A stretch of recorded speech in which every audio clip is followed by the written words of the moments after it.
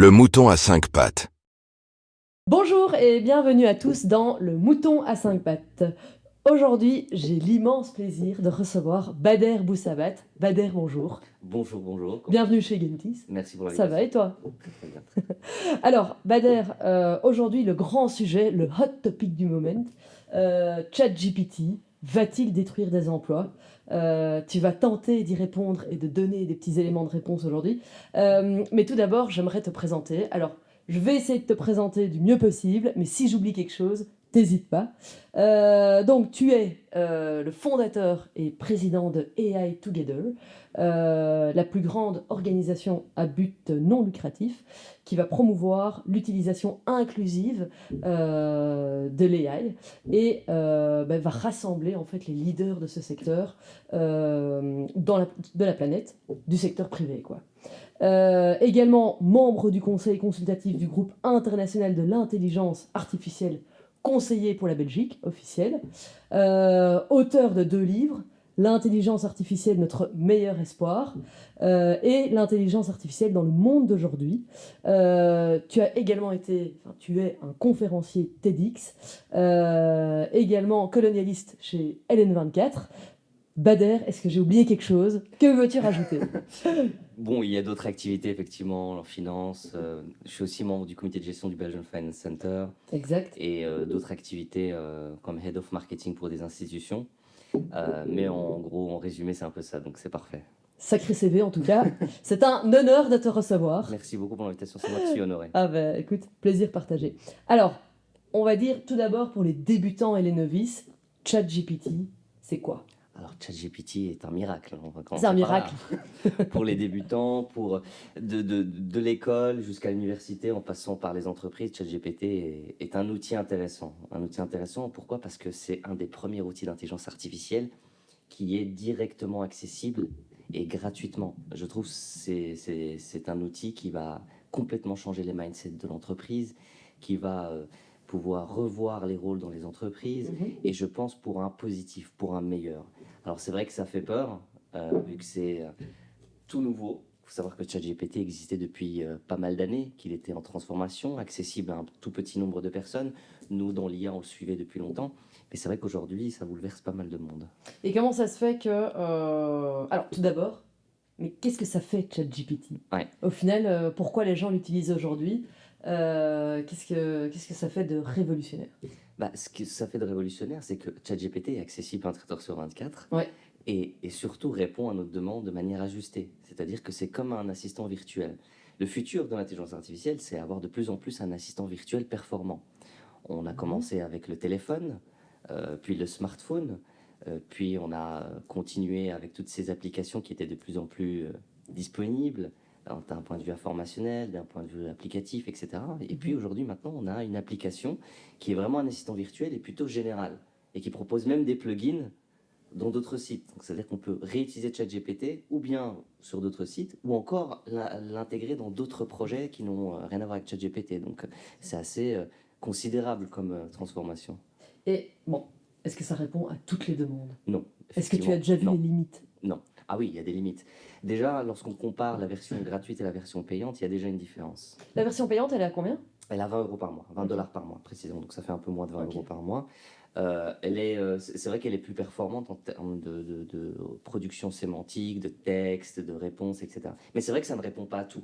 Parce qu'en réalité, ChatGPT est un assistant virtuel. Donc c'est-à-dire qu'il va répondre en fonction de la qualité de la question. Et je disais ça encore dans une conférence il n'y a pas longtemps au Kazakhstan. Je disais que ChatGPT va révolutionner la manière de réfléchir. C'est-à-dire qu'on va plus réfléchir pour trouver la réponse, on va réfléchir pour poser la bonne question. Ouais. Et ça, c'est intéressant. Pourquoi? Parce que ça fait référence un petit peu à tous les philosophes qui ont traversé l'histoire, qui ont souvent réfléchi le monde et pensé le monde en essayant de trouver la bonne question à poser. Pas nécessairement à trouver la bonne réponse, parce que la bonne réponse est toujours individuelle, elle dépend toujours de beaucoup de paramètres. Mais par contre, trouver la bonne question, ça permet de mieux resituer un problème, même une situation professionnelle en entreprise. Et c'est vrai parce que en fait, tu vois déjà la différence sur ChatGPT. Par exemple, quand tu écris écris-moi une description de poste de comptable, Ouais, ou alors si tu mets écris-moi en 150 caractères un poste de comptable dans le secteur de l'ingénierie, il va te donner tout à fait autre chose, quoi. c'est Donc vrai, c'est vrai que c'est juste. tout part de la question, quoi. Exactement. Alors du coup, Bader, comment est-ce que tu vois l'évolution de l'AI, ChatGPT, dans le monde du travail? Alors, il y a deux éléments, il y a deux phases. La première phase, c'est la performance, Mhm. et le deuxième élément, c'est la confidentialité et les données privées. Je vais essayer Ok. d'approcher les deux questions. D'un point de vue performance, il n'y a pas photo. ChatGPT et d'autres outils, hein, il n'y a pas, ChatGPT, effectivement, fait la couverture, mais moi, je fais des formations pour des entreprises pour expliquer comment utiliser des outils accessibles tous les jours pour améliorer leur performance quotidienne, la communication, le marketing, la gestion des mails, la gestion de projets, etc. Et en les formant, on voit que leur productivité augmente Augmente. x5, x7, x10. Donc, ce qui permet d'installer une confiance avec le management, parce que le management est au courant des utilisations de ces outils-là. Et deuxième élément, ça permet à l'employé de mieux se sentir dans le cadre du travail, parce qu'il va gagner du temps à faire autre chose, peut-être à relire ce qui a été produit, à retravailler ce qui a été fait, ou repersonnaliser, on va dire, le contenu qui a été offert par ces intelligences artificielles. Et ChatGPT est une des intelligences artificielles qui peut aider. Alors, la question, c'est comment l'utiliser en entreprise, effectivement. Alors, moi, ce que je conçois, ce que je propose et recommande, c'est peut-être de l'utiliser pour des tâches quotidiennes pénibles ou répétitives qui n'ont pas de caractère confidentiel pour l'entreprise. C'est très important. Effectivement, ChatGPT fait de son mieux, OpenAI fait de son mieux pour essayer de protéger les données qui nourrissent l'intelligence artificielle de ChatGPT, mais je trouve que d'un point de vue individuel pour une entreprise, il est très important de ne pas l'utiliser pour tout et n'importe quoi, de l'utiliser spécifiquement pour des tâches de résumé, des tâches de réflexion, de réinterrogation de projet, de classement des idées, d'hierarchie dans la priorité de certains éléments, etc., etc. Et donc pour moi, ChatGPT est un outil qui va augmenter la performance. Maintenant, il y a aussi la manière de l'utiliser, et pour moi, il faut aussi former à ce type d'utilisation, à essayer de comprendre à l'utiliser de manière correcte et convenable, et surtout en adéquation avec la vision que l'entreprise propose. Parce que c'est aussi de ça dont il s'agit. Le but n'est pas d'harmoniser ou d'avoir une homogénéisation de la pensée, mais plutôt de l'utiliser comme un outil et de le considérer encore et toujours comme un outil et non pas comme un employé supplémentaire. Ouais, parce que ça, alors effectivement, il y en a de plus en plus qui se posent la question, mais en fait, est-ce que, par exemple, les copywriters vont être totalement remplacés par ChatGPT? Est-ce qu'il y a des emplois qui vont être totalement supprimés à cause de cet outil? Toi, aujourd'hui, avec ton recul, t'en penses quoi? Alors, pour moi, l'intelligence artificielle ou ChatGPT, par exemple, ne va pas remplacer des métiers. Alors, elle va peut-être remplacer à terme des tâches particulières, c'est-à-dire que le descriptif d'un job va évoluer en fonction de la situation, mais le job en soi ne va pas disparaître. C'est pas, je vais prendre un exemple moyenâgeux ou des temps modernes. Ceux qui conduisaient à cheval les bourgeois de Paris au 18e, au 19e siècle, lorsqu'on leur a annoncé que Ford allait émettre des voitures ou sortir des voitures, effectivement, on s'est posé la question comment ces gens-là allaient survivre. Ils allaient perdre leur emploi. En réalité, le métier s'est juste transformé en chauffeur de taxi et chauffeur Uber. Donc la transformation Exact. était celle-ci. Donc la tâche, il y a certaines tâches qui ont été remplacées, mais le métier en soi s'est juste transformé. C'est pour ça que c'est très important de pouvoir rester à la page et de pouvoir former encore et encore aux métiers qui arrivent et aux challenges futurs pour une entreprise, mais aussi pour les employés. Ok, super. Je reviens juste une fois un peu en arrière. Tu disais Ouais, donc que ça s'utilise en deux, qu'il fallait faire attention à deux phases, c'est-à-dire la performance et de l'autre côté la c'est confidentialité. ça. Pourquoi tu as mis l'accent sur la confidentialité? Tout simplement parce que chaque entreprise a son jardin secret en termes de Mhm. stratégie, en termes de vision, et qu'il est quand même très important d'avoir toujours ce réflexe de garder ce coffre-fort pour l'entreprise et non pas le distiller sur la place publique. C'est uniquement pour que l'entreprise reste, on va dire, saine dans sa manière d'exprimer son ambition. Parce que si on partage toutes les informations, toutes les stratégies, bah, ça risque peut-être, il pourrait y avoir un jour une fuite d'une donnée particulière et qui met en difficulté l'entreprise pour une raison A ou B, peu importe. Mais le but, c'est d'avoir juste des bonnes pratiques. Je ne dis pas que c'est ce qui va arriver. Effectivement, la probabilité est extrêmement faible d'avoir ce type de fuite de données via ChatGPT. Mais ce que je recommande, c'est uniquement garder une bonne pratique pour l'entreprise, c'est-à-dire utiliser ces outils disponibles uniquement pour des tâches quotidiennes, pour peut-être un classement d'idées, pour une réflexion, mais jamais alimenter cette IA de données très sensibles de l'entreprise. C'est ça. Et alors justement, bah, tu disais, ça va effectivement nous permettre d'enlever une certaine partie, toute une série de tâches que ChatGPT va pouvoir réaliser. Quels sont les autres aspects positifs de ChatGPT aujourd'hui? Alors, ChatGPT, premièrement, comme je dis, la conséquence de toute cette automatisation, c'est le bien-être en réalité. C'est ça. C'est-à-dire que les tâches qui sont un peu plus répétitives, plus pénibles, vont être automatisées. Donc l'individu va se sentir dans un environnement qui lui est propice, c'est-à-dire se concentrer sur une idée, réfléchir, la challenger, l'exprimer, échanger avec ses collègues, prendre le temps d'évoluer sur une idée plutôt que de faire des mouvements répétitifs et pénibles. Hier, on a automatisé les tâches répétitives manuelles. Aujourd'hui, on va automatiser les tâches répétitives cognitives, certaines, comme celle d'organiser un agenda de mail ou encore d'organiser un emploi du temps. Ça, c'est quelque chose que ChatGPT peut faire facilement. Et il y a d'autres applications qui font ça encore mieux que ChatGPT, parce que ChatGPT est vraiment concentré sur la réponse de texte, Ouais. de requêtes, etc., etc.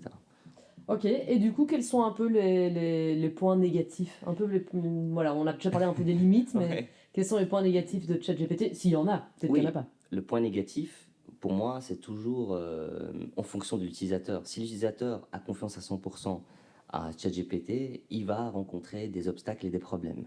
Le but, c'est de garder à l'esprit que ChatGPT est un outil, rien d'autre. Ce n'est pas, comment dire, une manifestation divine. C'est uniquement une plateforme sur laquelle on peut réfléchir, trouver des idées. Un outil comme une souris, comme un ordinateur, comme un clavier. Il faut vraiment garder cet esprit-là lorsqu'on utilise ChatGPT. Et le problème, le risque, c'est qu'il y a certains individus qui se laissent emporter par comment dire, une forme de contrôle par ChatGPT, c'est-à-dire qu'ils ne vont plus produire que via ChatGPT et plus en dehors de ChatGPT. Ça peut, pour ma part, à long terme, éroder la réflexion, éroder la manière, La gestion, la créativité créativité également. Je pense que c'est très important de pouvoir garder un espace personnel qui est celui de laisser ChatGPT, ok, automatiser des tâches, mais non pas absolument tout ce qu'on fait dans la vie.